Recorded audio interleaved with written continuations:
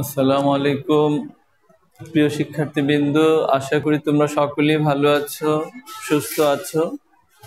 আমিও আলহামদুলিল্লাহ ভালো আছি। তোমাদেরকে অনলাইন ক্লাসে পদার্থ বিজ্ঞানের অনলাইন ক্লাসে স্বাগত জানাচ্ছি।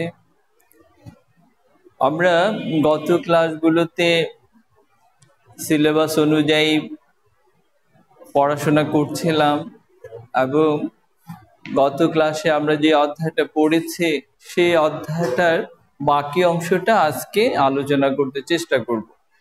আমরা গত ক্লাসে বস্তুর অবস্থান ও চাপ এই অধ্যায়টা নিয়েই আমরা তোমাদের কাছে উপস্থিত হয়েছিলাম। আমাদের অধ্যায়টার নাম ছিল বস্তুর অবস্থান ও চাপ।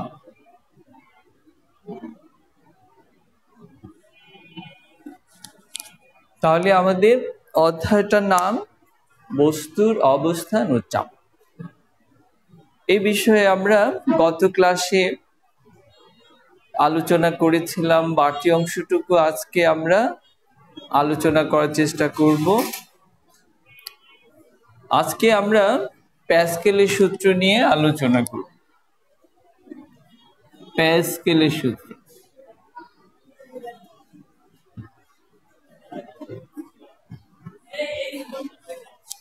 তোমরা বৈজ্ঞানিক প্যাসকেলের নাম অনেকে শুনেছ। সে বৈজ্ঞানিকের নাম অনুসারে এই সূত্রটা হচ্ছে প্যাসকেলের সূত্র। সাধারণত আমরা কোন একটা বদ্ধ পাত্রের মধ্যে যদি কোনো গ্যাস বা তরল পদার্থ রেখে দেই, রেখে যদি এর বাহিরে একটু চাপ প্রয়োগ করি, তাহলে এই চাপটা তরল বা গ্যাসীয় পদার্থের সর্বত্র ছড়িয়ে লম্বভাবে পাত্রের দেয়ালে ক্রিয়া করে। এটি হচ্ছে প্যাসকেলের সূত্র। তোমরা অনেক সময় দেখে থাকবে যে তোমরা তো সবাই বেলুন দেখেছো, তাই না? এই বেলুনের মধ্যে কি থাকে? বায়বীয় পদার্থ থাকে, তাই না? বায়বীয় পদার্থ মধ্যে বেলুনটাকে যখন আমরা কোথাও একটু চাপ প্রয়োগ করি, দেখা যায় এই চাপটা আমি যেই জায়গায় প্রয়োগ করলাম, এই চাপটা প্রয়োগ করার ফলে বেলুনের সর্বত্র ছড়িয়ে পড়ে। এর ফলে দেখা যায় যে যেখানে চাপ প্রয়োগ করলাম বাকি অংশ এটা আরো বেশি ফুলে যায়। এতে বোঝা যাচ্ছে যে কোন একটা বদ্ধ পাত্রের ভেতরে যদি আমি তরল বা গ্যাসীয় পদার্থ রেখে বাহিরের কোথাও চাপ প্রয়োগ করি, তাহলে দেখা যাবে এই চাপটা পাত্রের সর্বত্র ছড়িয়ে পড়বে এবং পাত্রের দেয়ালে লম্বভাবে ক্রিয়া করবে। এটি হচ্ছে প্যাসকেলের সূত্র। এখন এই প্যাসকেলের সূত্রের অনেক ব্যবহার আছে। এই প্যাসকেলের সূত্র ব্যবহার করে বিভিন্ন কারখানা বা ইন্ডাস্ট্রিতে অনেক কাজকে সহজ করে নেওয়া হয়। এমনকি বিমান নিয়ন্ত্রণের জন্য এই সূত্রটা ব্যবহার করা হয়ে থাকে। তাহলে আজকে আমরা এই প্যাসকেলের সূত্রের গাণিতিক প্রমাণটা দেখে নেব।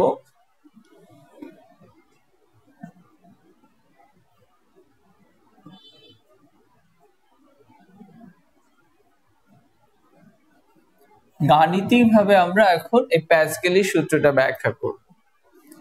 এই প্যাসকেলের সূত্র ব্যাখ্যা করতে গেলে আমাদের একটা চিত্র এঁকে নিই। দুইটা সিলিন্ডার রাখবো আমরা, দুইটা সিলিন্ডার।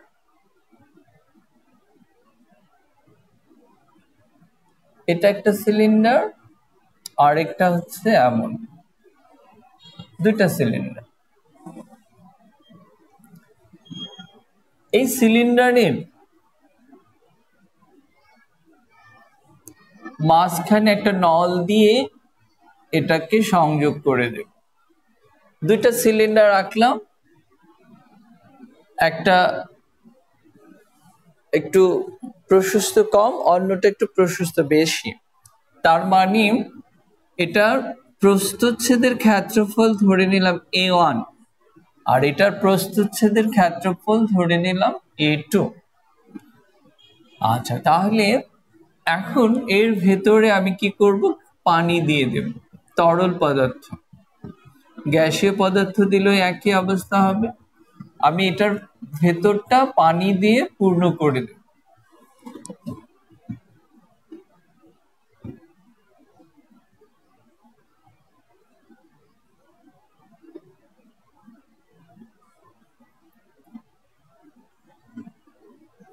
এখন এখানে একটা পিস্টন দেব। তোমরা পিস্টন দেখেছো আশা করি সকলেই। ইনজেকশন দেয় যে সিরিঞ্জ আছে, সিরিঞ্জের যে অংশটা আঙ্গুল দিয়ে চাপ দেওয়া হয় ওইটা হচ্ছে পিস্টন। তাহলে এখানে এই পিস্টনটা দেখানো হলো, এখানে একটা চাকতি আছে,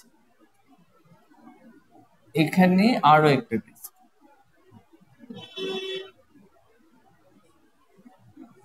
এখানে যদি আমি বল প্রয়োগ করি, F1 পিস্টনটার ক্ষেত্রফল কত, A1, এটা দেখা যাচ্ছে। A2 তুলনায় A1 ক্ষেত্রফলটা অনেক সংকীর্ণ, তার মানে অনেক ছোট, কিন্তু A2টা হচ্ছে প্রশস্ত, অনেক বড়। এখন যদি আমি A1 পিস্টনের মধ্যে চাপ প্রয়োগ করি, তার মানে F1 বল প্রয়োগ করি, তাহলে কি হবে, এই বলটা তরলের মধ্যে ছড়িয়ে পড়বে। তরল ছড়িয়ে পড়ে এই নল দিয়ে গিয়ে পুরো এই পাশের তরলের মধ্যে ছড়িয়ে, এর ফলে কি হবে, এখানে ঊর্ধ্বমুখী একটা বল ক্রিয়া করবে, এখানে একটা ঊর্ধ্বমুখী বল ক্রিয়া করবে, এটাও ধরে নিলাম F2। তাহলে আমরা প্যাসকেলের সূত্রে গাণিতিক ব্যাখ্যা বা বল বৃদ্ধিকরণ নীতির ব্যাখ্যা করতে গিয়ে আমরা যে চিত্রটা আঁকলাম, এই চিত্র দুইটা কি থাকবে, সিলিন্ডার, দুইটা সিলিন্ডার, একটার প্রস্থচ্ছেদের ক্ষেত্রফল হচ্ছে A1, অপরটা হচ্ছে A2। দুইটা সিলিন্ডার কি করা হলো, এদের মাঝখান দিয়ে একটা নল দিয়ে আবার যুক্ত করে দেওয়া হলো, যাতে এই পাশ থেকে তরল বা গ্যাসীয় পদার্থ এর মধ্যে যেতে পারে, যাতায়াত করতে পারে। এখন দুইটার উপরে দুইটা পিস্টন দেওয়া হলো। পিস্টন দিয়ে যদি আমি এখানে F1 বল প্রয়োগ করি, তাহলে পানির মধ্যে সে বলটা ছড়িয়ে পড়বে এবং এই চাপটা এই নলের মধ্যে দিয়ে গিয়ে এখানে ঊর্ধ্বমুখী একটা বল ক্রিয়া করবে। তাহলে এখন দেখি গাণিতিকভাবে কি লেখা যায়। এখন প্রথম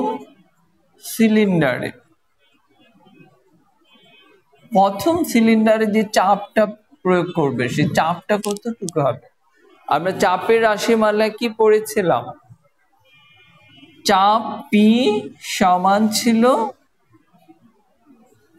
একক ক্ষেত্রফলে যে বল প্রয়োগ করা হয় সেটা হচ্ছে চাপ। তাহলে আমরা প্রথম সিলিন্ডারে F1 বল প্রয়োগ করলাম, এর ফলে কি হলো, এর মধ্যে চাপটা সৃষ্টি হলো, সে চাপ হচ্ছে F1 A1। তাহলে প্রথম সিলিন্ডারে বল কতটুকু হবে, F1 সমান A1 P, তাই না, কোনাকুনি যদি গুণ করে দেই তাহলে কি হলো, F1 সমান P A1 বা A1 P, ঠিক আছে। আচ্ছা, এখন এখানে যে এই চাপটা এই নলের মধ্যে ঊর্ধ্বমুখী যে বলটা ক্রিয়া করবে, এই বলটা পরিমাণ কত হবে সেটা আমরা বের করব। দ্বিতীয় সিলিন্ডারে যে বলটা ক্রিয়া করবে সেই বলটা কত হবে, দ্বিতীয় সিলিন্ডারে ঊর্ধ্বমুখী যে বলটা থাকবে সেই বলের মানটা কত পাবো আমরা? ঊর্ধ্বমুখী বলটা হবে, আমরা একটু আগে বলেছি প্রথম ছিল বল A1P, তাহলে দ্বিতীয় সিলিন্ডার বলটা কত হবে সূত্র অনুযায়ী? A2P, তাই না? এটা ছিল A1P, এটা হবে যেহেতু এটা ক্ষেত্রফল, আমি তো চাপ প্রয়োগ করেছি এখানে, তো এই চাপটাই তো এখানে ছড়িয়ে পড়েছে। তাহলে দ্বিতীয় সিলিন্ডারে বল ক্রিয়া করবে F2 সমান A2P। এখন এই P এর মানটা আমরা এখানে বসিয়ে দেব। P এর মান কত ছিল? আচ্ছা, P এর মানটা ছিল F1 ডিভাইড বাই A1, তাই না? আমরা P এর মানটা কোথা থেকে পেলাম? এখান থেকে পেলাম, তাই না? P সমান হচ্ছে A1 F1 divide by A1। এই P এর মানটা আমরা বসাই F1 ডিভাইড বাই A1। আচ্ছা, এখন আমরা এটাকে একটু সাজিয়ে লিখি F1 A2 divide by A1। তাহলে আমরা পেলাম F2 সমান A1 into A2 divide by A1। এখানে যে ঊর্ধ্বমুখী বলটা ক্রিয়া করবে তার রাশিমালাটা আমরা পেয়ে গেলাম। ঊর্ধ্বমুখী বল, এটা হচ্ছে ঊর্ধ্বমুখী বল।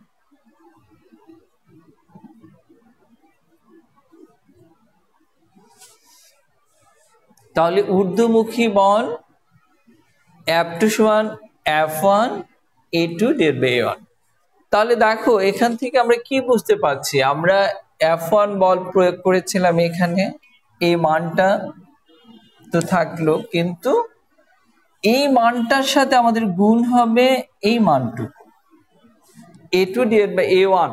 তাহলে দেখো A2 ডিভাইড বাই A1, যেহেতু আমাদের A2টা বড় এই জন্য মানটা বের ধরে নেই, আমি A2 A1 ধরে নেই, যা ছিল ধরে নিলাম 10 গুণ, এটা ছিল 100। এটা যদি 10 সেন্টিমিটার হয়, এটার ক্ষেত্রফল যদি 10 সেন্টিমিটার স্কয়ার হয়, তাহলে এটা কি হবে 100 সেন্টিমিটার। তার মানে কি এর চেয়ে অনেক বড়, এটা ধরে নিলাম এটা। তাহলে আমরা কত লিখতে পারি? তাহলে 10। তাহলে দুইটার অনুপাত হচ্ছে 10 গুণ। তার মানে আমি যদি এখানে একক পরিমাণ বল প্রয়োগ করি, তাহলে এখানে ঊর্ধ্বমুখী বল কত হবে? 10 গুণ হয়ে যাবে। এখানে যেই বলটা প্রয়োগ করব তার চেয়ে 10 গুণ আমরা ঊর্ধ্বমুখী বল পাবো। তাহলে এখানে প্যাসকেলের সূত্রের সাহায্যে আমরা যে জিনিসটা জানতে চাচ্ছি সেটা হলো যে কোনো বদ্ধ পাত্রের কোথাও যদি আমি একটা বল প্রয়োগ করি বা চাপ প্রয়োগ করি, তাহলে এই চাপটা কি হবে? পাত্রের দেয়ালে সর্বত্র ছড়িয়ে পড়বে, এবং আমার যে বলটা, এই বলটার চেয়ে অনেক গুণ বেশি বল হিসাবে এটা আত্মপ্রকাশ করবে যদি এর ক্ষেত্রফলটা বেশি হয়। আমি যেখানে বলটা প্রয়োগ করলাম এর ক্ষেত্রফল যা ছিল তার চেয়ে ধরে নিলাম 10 গুণ বেশি, তাহলে কি হবে? 10 গুণ বেশি বল পাবো। আচ্ছা, তাহলে আমি ছোট্ট একটা উদাহরণ দিই তোমাদের। ধরে নাও এখানে একটা ছোট বাচ্চা, এই F1 এর জায়গায় ছোট্ট একটা বাচ্চা, ছোট একটা বাচ্চা এখানে দাঁড়ালো, আর এখানে একটা বড় একটা বাচ্চা, বড় একটা মানুষ এখানে দাঁড়ালো। তাহলে কি হবে? এই ছোট বাচ্চার ধরে নিই এর ওজনটা ধরে নিলাম কত? 10 কেজি ধরে নিলাম। আর এই বড় মানুষটা কত হবে? ধরে নিই 70 কেজি। এই 10 কেজি হলো, এই 10 কেজি যে বাচ্চাটা যদি এখানে দাঁড়ায়, তাহলে এখানে 70 কেজির একজন মানুষ যদি এখানে দাঁড়ায় তাহলে একে উপরে তুলে দিতে পারবে এই 10 কেজির বাচ্চাটা। তার কারণ হচ্ছে যে আমরা একটু আগে বলেছি যে এই ক্ষেত্রফলটাই হচ্ছে মূল। এখানে দেখো আমরা A2টা A1 এর তুলনায় 10 গুণ ধরেছিলাম, মানে এইখানে প্রস্থচ্ছ ক্ষেত্রফল যা আছে তা হচ্ছে 10 গুণ। যে 10 গুণ হয় তাহলে হচ্ছে 10 গুণ বেশি ওজনের বস্তুকে উপর দিয়ে তুলে দিতে পারবে। তাহলে এখানে এটা দ্বারা প্রমাণিত হয় যে ক্ষুদ্র বল প্রয়োগ করে অনেক বৃহৎ বস্তুকে আমরা উপরের দিকে তুলে ফেলতে পারি। যেমন আমরা একটা উদাহরণ দিতে পারি যে তুলা, সাধারণত তুলা কিন্তু অনেক হালকা হয়, কিন্তু এই তুলার বস্তা যদি আমরা একটা ট্রাকে তুলতে চাই, এত বড় বড় বস্তা বেশি তোলা যাবে না, এর ফলে দেখা যাবে যে অনেক জায়গা লাগবে এবং বেশি বস্তা তোলা যাবে না, বেশি মাল ক্যারি করতে পারবে না। তখন আমরা এই সূত্রটা অ্যাপ্লাই করে এই বস্তাগুলোকে আমরা চাপিয়ে দিতে পারি। এমন ভাবে আমরা যন্ত্রটা তৈরি করব যে এখানে হালকা চাপ দেব, কিন্তু এইখানে ওই বস্তুটা থাকলে এটাকে এভাবে চেপে এটাকে ছোট করে ফেলবে। এর ফলে দেখা যাবে যে অনেকগুলো মাল আমরা গাড়িতে তুলতে পারবো। তাহলে প্যাসকেলের সূত্র ব্যবহার করে আমরা বিভিন্ন ইন্ডাস্ট্রিতে এটার প্রয়োগ করতে পারবো। এছাড়াও আমরা যে বিমানের কথা জানি, এই বিমান নিয়ন্ত্রণে এই সূত্রটা আমরা ব্যবহার করে থাকি। আচ্ছা, তাহলে আমাদের প্যাসকেলের সূত্র গাণিতিক ব্যাখ্যাটা দেখলাম। এখন এই প্যাসকেলের সূত্রের গাণিতিক ব্যাখ্যা, গাণিতিক সূত্র দিয়ে আমরা একটা অঙ্ক করার চেষ্টা করব।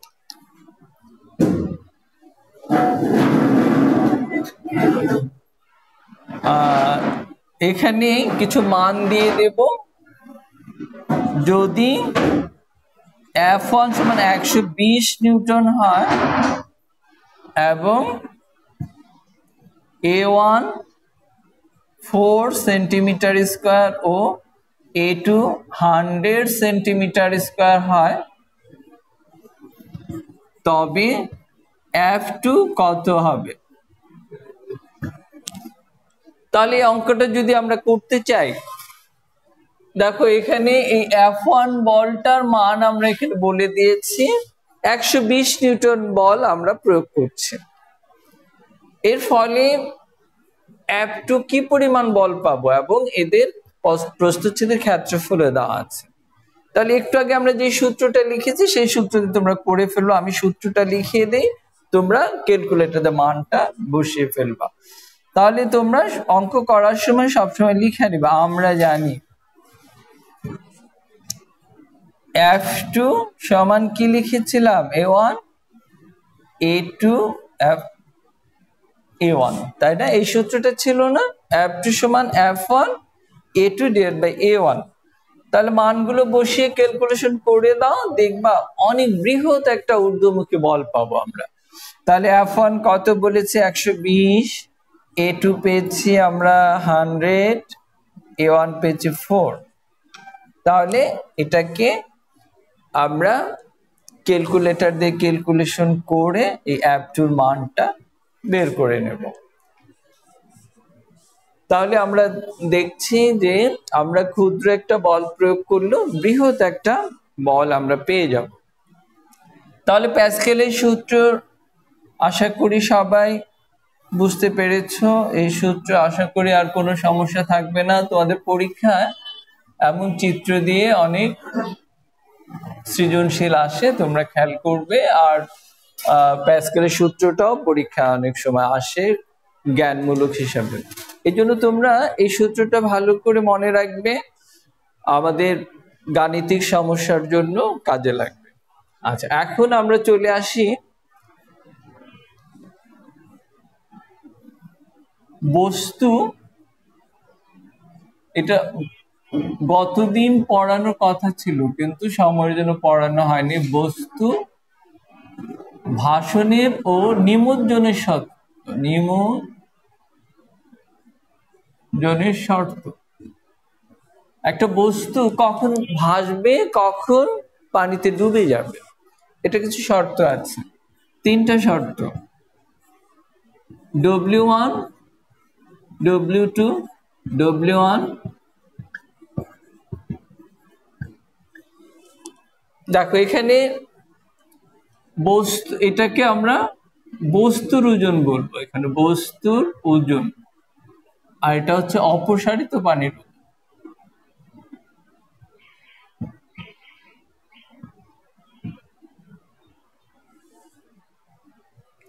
কোন একটা বস্তু যখন তরলে বা পানিতে নিমজ্জিত করা হবে, ছেড়ে দেওয়া হবে, তখন বস্তুর ওজন ইজ গ্রেটার দেন W2, তার মানে অপসারিত পানির ওজন।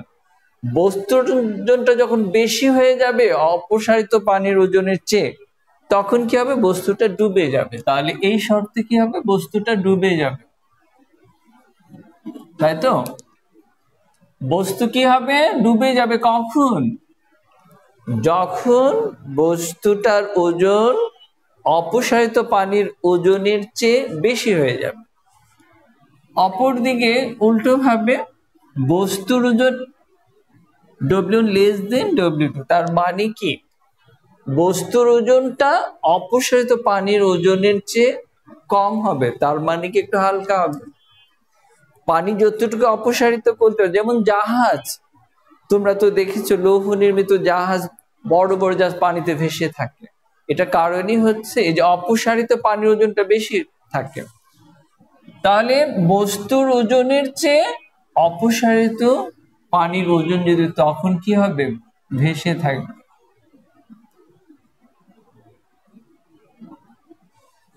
আচ্ছা, যখন বস্তুর ওজন এবং অপসারিত পানির সমান হয়ে যাবে তখন কি হবে, তখন নিমজ্জিত অবস্থায় ভাসবে, নিমজ্জিত অবস্থায় ভাসবে। এটা ভাসবে কিন্তু একটু ডুবন্ত অবস্থায় ভাসবে, পুরোপুরি ডুবে না, হালকা একটু ডুবে ভাসতে থাকবে। দেখবা কোনো ট্রলার বা জাহাজ, এগুলো কিন্তু পুরো একদম তলাটা উপরে দিয়ে থাকে না, কিন্তু দেখবা কিছুটা ডুবে, কিছুটা ডুবন্ত থাকে আর বাকি অংশটা উপরে থাকে। তার মানে কি নিমজ্জিত অবস্থায় ভাসবে যদি দুটো সমান হয়ে যায়।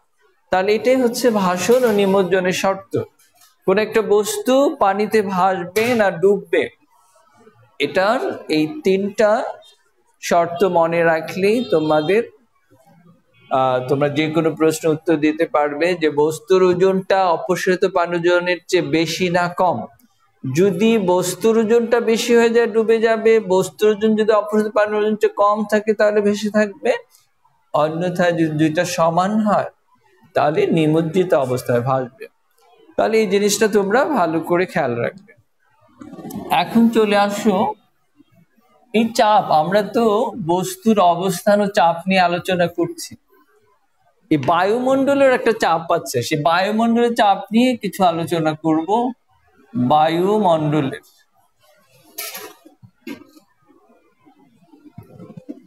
বায়ুমণ্ডলের চাপ, সাধারণত আমরা জানি বায়ুমণ্ডলে যে চাপ প্রয়োগ করে সেই চাপটা আমাদের শরীরে, বায়ুমণ্ডলের চাপটা আমাদের শরীরে এসে পড়ে, কিন্তু আমাদের শরীরের মধ্যেও একটা চাপ আছে। আমাদের শরীরের চাপ এবং বায়ুমণ্ডলের চাপ, দুইটা চাপ কাটাকাটি হয়ে যায়, তার মানে নিউট্রাল হয়ে যায়। বায়ুমণ্ডলের চাপ হচ্ছে 10⁵ নিউটন পার মিটার স্কয়ার। তাহলে 10⁵ নিউটন,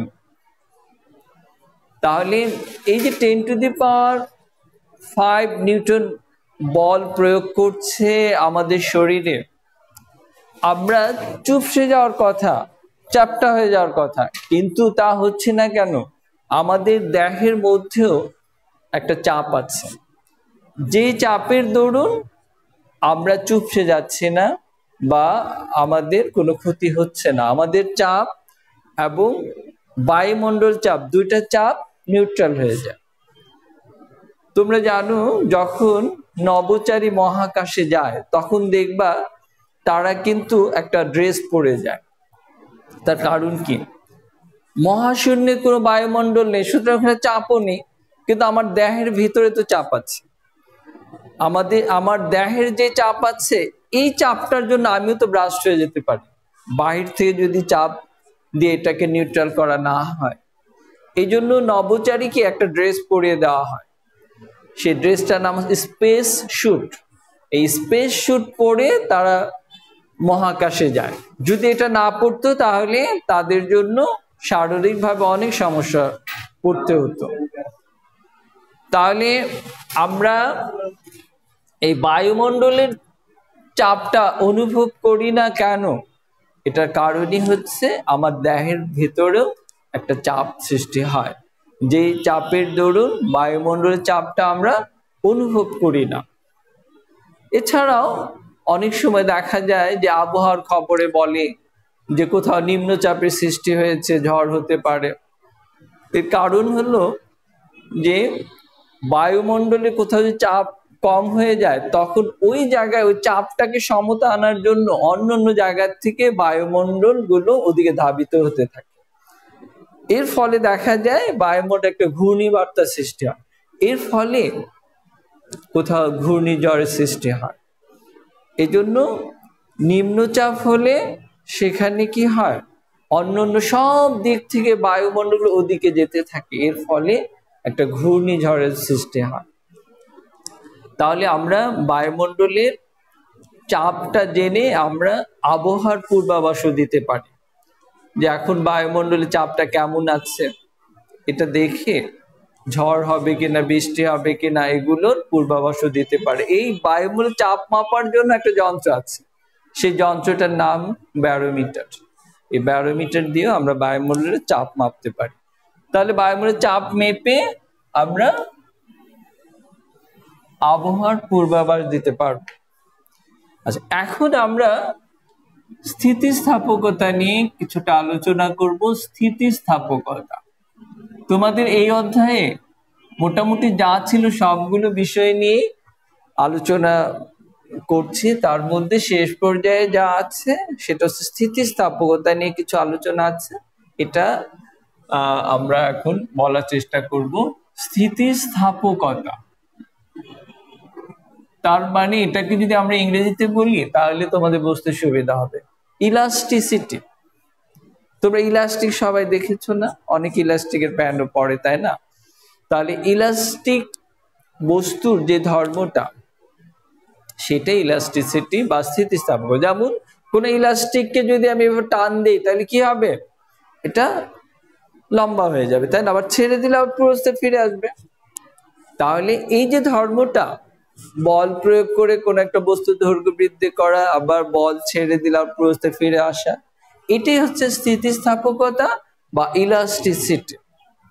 মনে রাখবে স্থিতিস্থাপকতা ব্যাপারটা। আচ্ছা, তার স্থিতিস্থাপকতা একটা নির্দিষ্ট সীমা আছে। এখন আমি একটা ইলাস্টিকে শুধু টানতে থাকলাম, কিন্তু টানতে টানতে এমন টান দিলাম যে এটা ছিঁড়ে গেল। তার মানে কি, ছিঁড়ার আগ পর্যন্ত যেই ধর্মটা কাজ করবে সেটাই হচ্ছে স্থিতিস্থাপকতা সীমা। তার মানে যতটুকু বল প্রয়োগ করলে এটা এই ধর্মটা বজায় রাখবে, ওইটা অতটুকু পর্যন্তই স্থিতিস্থাপকের সীমা। যদি এই ধর্মটা আর বজায় রাখতে না পারে, ছিঁড়ে যায়, তাহলে এটা স্থিতিস্থাপক সীমার বাইরে চলে গেল। তাহলে কোন একটা বস্তুকে টেনে যদি আমি একটা নির্দিষ্ট দৈর্ঘ্য পর্যন্ত বৃদ্ধি করি, আবার ওটা পুরোস্তে ফিরে আসবে, তাহলে এতটুকু স্থিতিস্থাপকতার সীমা। এর বাইরে যদি হয় তাহলে এটা ছিঁড়ে যাবে। তাহলে এই স্থিতিস্থাপকতার দুইটা টার্ম আছে, একটা হচ্ছে পীড়ন, অন্যটা হচ্ছে বিকৃতি। একটা হচ্ছে পীড়ন, অন্যটা হচ্ছে বিকৃতি। মনে রাখবে, পীড়ন হচ্ছে একক ক্ষেত্রফলে যে বলটা, সেটা হচ্ছে পীড়ন। তার মানে একটা বস্তুকে আমি বল প্রয়োগ করে তো দৈর্ঘ্য বৃদ্ধি করলাম, তাই না? একটা ইলাস্টিককে আমি বল প্রয়োগ করলাম, দৈর্ঘ্য বৃদ্ধি পেল। এখন এই বস্তুটাকে যদি আমি এইভাবে ধরে রাখি, দেখা যাবে কে যেন আবার বিপরীত দিকে টানছে, তার মানে ছেড়ে দিলে আবার ওই জায়গায় চলে যেতে চায়। তাহলে এই যে বিপরীত দিকে যে একটা বল, এটাকে বলা হয় পীড়ন।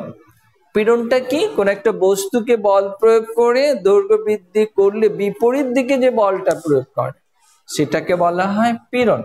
আর বিকৃতিটা হচ্ছে কোন একটা বস্তুকে টেনে যে দৈর্ঘ্যটা বাড়ানো হলো, একটা নির্দিষ্ট বল প্রয়োগ করেতে দৈর্ঘ্য বাড়ানো হলো, এটাকে বলা হয় বিকৃতি।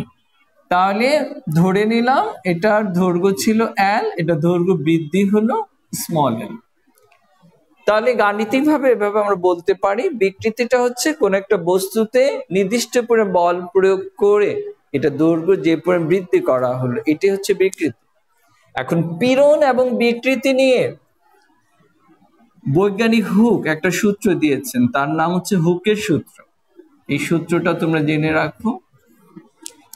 বৈজ্ঞানিক হুক বলেছেন পীড়ন বিকৃতি সমানুপাতিক। পীড়ন সমানুপাতিক বিকৃতি। তাহলে বৈজ্ঞানিক হুক কি বলেছেন? পীড়ন বিকৃতি সমানুপাতিক। তার মানে আমি যে পরিমাণ বল প্রয়োগ করব ঠিক ওই পরিমাণই বৃদ্ধি পাবে। আমি যদি হালকা ভাবে টান দিই তাহলে অল্প বৃদ্ধি পাবে, যদি বেশি জোরে টান দিই তাহলে কি হবে? এটা অনেক বেশি দৈর্ঘ্য বৃদ্ধি পাবে। তাহলে পীড়নটা হবে কার সমানুপাতিক? বিকৃতি সমানুপাতিক। যত বল প্রয়োগ করব অত বিকৃতি হবে। তাহলে পীড়ন বিকৃতি সমানুপাতিক। এখন আরেকটা আমরা রিলেশন দেখব, স্থিতি স্থাপকতার গুণাঙ্ক। স্থিতিস্থাপক গুণাঙ্ক বা ইয়াং এর গুণাঙ্ক আমরা y দ্বারা প্রকাশ করি। দৈর্ঘ্য পীড়ন বাই দৈর্ঘ্য বিকৃতি। বৈজ্ঞানিক ইয়াং এই সূত্রটা দিয়েছেন। স্থিতিস্থাপকতার গুণাঙ্ক, অনেক ধরনের গুণাঙ্ক আছে, তার মধ্যে তোমাদের এই দৈর্ঘ্য গুণাঙ্ক বা ইয়াং এর গুণাঙ্কটাই তোমাদের বইতে আছে। তোমরা যখন আরো উপরে ক্লাসে উঠবে তখন এগুলো বিস্তারিত আরো জানতে পারবে। তাহলে স্থিতিস্থাপক গুণাঙ্ক কাকে বলো? দৈর্ঘ্য পীড়ন, দৈর্ঘ্য বিকৃতি। তাহলে দৈর্ঘ্য পীড়নটা কি? y সমান তাহলে দাঁড়াচ্ছে f/a, আর দৈর্ঘ্য বিকৃতি small l divide by capital L। তাহলে মূল সূত্রটা কি দাঁড়াচ্ছে? f/L/a small l। তাহলে y সমান এই সূত্রটা। তাহলে তোমরা যে সূত্রগুলো বোর্ডে আমি লিখলাম এগুলো ভালো করে মনে রাখবে, কারণ আমাদের সৃজনশীলের জন্য খুব ইম্পর্টেন্ট। তাহলে আজকে যতটুকু আলোচনা ছিল আমরা করেছি, তোমরা এগুলো ভালো করে বাসায় অধ্যয়ন করবে। আর বাসায় যদি এগুলো ক্লাসের পরে দেখো তাহলে তোমাদের বুঝতে সুবিধা হবে। আর যদি তোমরা এটা জমিয়ে ফেলো তাহলে দেখা যাবে যে তোমাদের পরবর্তীতে এটা বুঝতে কষ্ট হবে, আবার নতুন করে বুঝতে হবে। এজন্য তোমরা আশা করব আজকে ক্লাসের পরেই তোমরা চেষ্টা করবে এই ক্লাসটার সাথে মিলিয়ে তোমরা বই পড়বে। বইয়ের কোনো বিকল্প নেই, বইয়ের সাথে সাথে তোমাদের এই ক্লাসটা মিলাবে, তাহলে তোমরা অনেক কিছু আরো ক্লিয়ার হবে। তাহলে আজকে তোমাদের এই পর্যন্তই। তোমরা ভালো থেকো, সুস্থ থেকো। তোমাদের আগামী ক্লাসের আমন্ত্রণ জানিয়ে আজকে এই পর্যন্ত। খোদা হাফেজ।